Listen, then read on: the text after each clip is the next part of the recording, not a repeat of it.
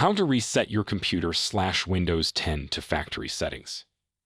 Click Start and then type Reset. And now from the search results, click Reset this PC. Great, now you are going to see the recovery settings for your PC under where it says Reset this PC.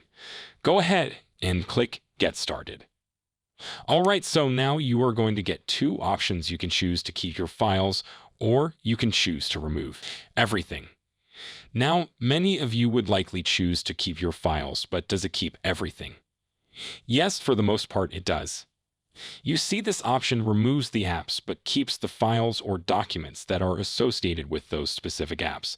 Let me give you an example. Let's say you have Microsoft Word and you have Word documents. All right, so this would remove Microsoft Word, which is the program, but it would keep the Word documents, which are the files.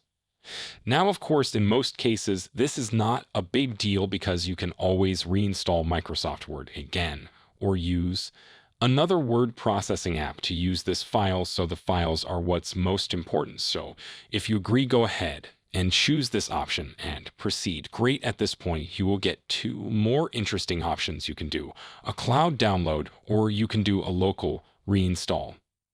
In most cases, you should choose the cloud download option, especially if you have a fast internet connection. Here's why: the cloud download feature gives you the latest up-to-date system files from Microsoft servers, so it's more up-to-date and more reliable. And what is more, it's faster. You will think it's lower, right, because it's over an internet connection.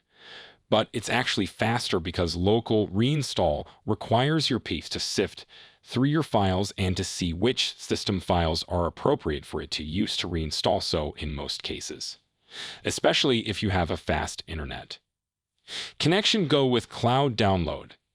Now you can choose the local reinstall option if your internet is slow, but other than that, cloud download is best, especially if local reinstall is giving issues where it's saying Windows cannot reset this PC.